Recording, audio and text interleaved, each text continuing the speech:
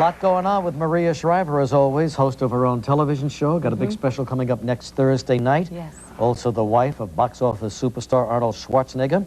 Having spent her entire life in the public eye, she certainly is familiar with the topic of her upcoming special, which is called Privacy and the Press. And here's Maria Shriver.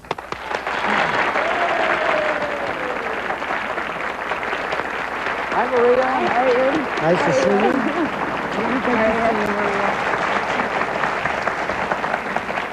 Well, these aren't as tall as I thought they were. No. Okay. Well, you've got about 10 inches on Estelle Getty. Yeah, she made me nervous. You know, it's hard to get up on those stools. That's why I How wore you doing? pants. I'm good. Really You know, good. I'm Maria doing does okay. get more attractive every does. time she comes here. Absolutely. Really. I think motherhood and everything has agreed with you over the years. Motherhood definitely agrees Yeah. with me. How I'm old are the so kids happy. now? 2.5 and 14 months. 2.5, preschool. Preschool, trauma. What was that like?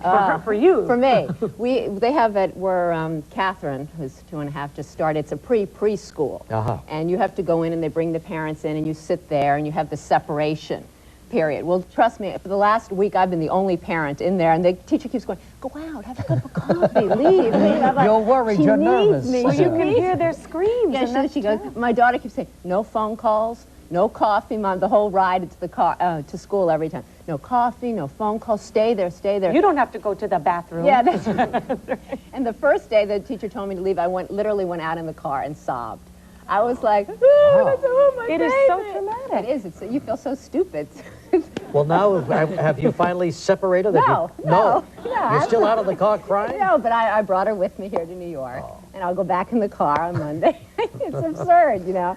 My husband goes, I said, and then I went in, and she had a little Winnie the Pooh lunchbox that we bought, and she was holding it, and I started to cry in the school. What does I Arnold look say like some about sort that? of mad woman. He's like, oh, that's sweet. So, you know, kind of rolls his eyes. Is Arnold more lenient or No, strict. He's strict. He's strict. He was yeah. raised in a strict. strict home. I'm very kind of, you know, whatever goes, they walk on the table, throw the food, you know, no But the problem. Terminator doesn't fool around. No.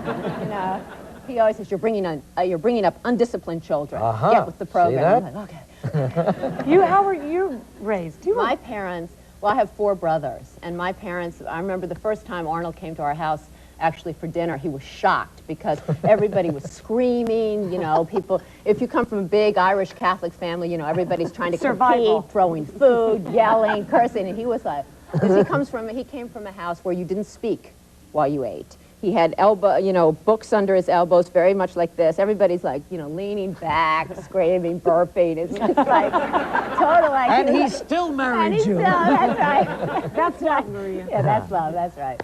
But one person has to be the disciplinarian, don't you think? I mean, you wouldn't want them to grow up without any limitations placed on them. No, I wouldn't. No. But I don't think it's, you know, it's 2.5 and 14 months, so you don't want to be that strict. Now, Frank and I Maria, have this battle all the time. is it getting tense this month in your home? I mean, he's an avid Republican. You, of course, are a Democrat. I mean, the presidential election is I'm in a glad few it only weeks. comes every 4 years. Yeah, Let's right. just- Do we discuss politics? We don't discuss it You much. don't? Good. No. Well, you know how We each do other feels. discuss it, you know, from time to time, but I should say that it doesn't always end well. So it's not one of those subjects that you want to come home and talk about. Yeah, you know, you right, wanna, exactly. What did you think today? You have had so many differences in your life together. Yeah. What was the one thing you had in common that was so strong to you when you I think first... humor. I think the first time I met Arnold, he was funny.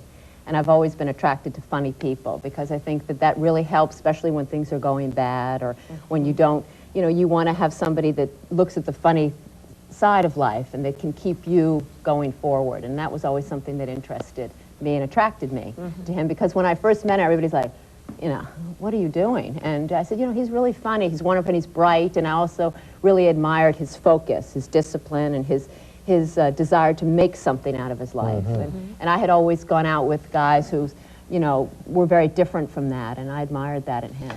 Did you, you know, here you are dating the best-built man in the world. Did it occur to you? Waddling around after him. I mean, did you want to get in shape, or did you work out, or were you working out when you met him? Well, you know, when I go away with Arnold, I let him go down like to the pool, like 20 minutes or so before me, because then everybody looks at him, checks it out, and then when I come down, they're finished. Because if I come down, I can see people. I walk around like in a bathrobe or a towel, because you know they're like, oh, looking at your thighs and everything.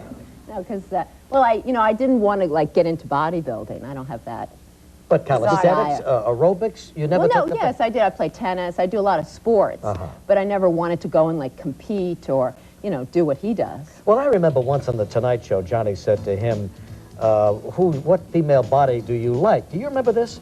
And he said, I like Maria's body, which was very nice. She's smart. We're going to come right back in a minute and talk about her special coming up on Thursday. Accommodations for guests of Live provided by the Michelangelo Hotel, intimate, fashionable, very Italian, the hotel in the heart of Manhattan's business, cultural, and theater district. And there's more to come next on Live with Maria Shriver.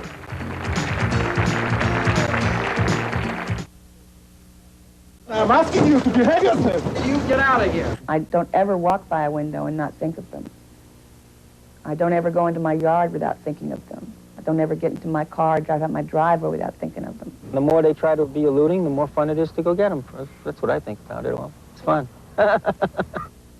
That's a piece of her special next Thursday night called Total Exposure, Privacy, and the Press. And it really is a terrific topic because, frankly, this tabloid press, some people think, is out of control. A lot of people think that, and they are really setting the pace for a lot of other shows. And they're asking and they're reporting things that people in the mainstream press, when they go to interview other people, they feel compelled or they do start asking the questions. And because all of these things end up in someone's personal history, they end up in the computer. When I go to do a story on you or anybody else, I go into my computer to start reading and researching. All these things that might be rumors, in fact, come up in the history of that person, and they become fact. And it's a very dangerous thing when I think all of us start dealing in rumors, and all of a sudden you repeat them enough and they're facts. Did you have trouble getting people to talk to you about this? Nobody. None of the tabloids would talk to me, and very few of the reporters would talk to me. People felt that I might have an agenda and that, you know, that it would be one-sided. And I think this is a very fair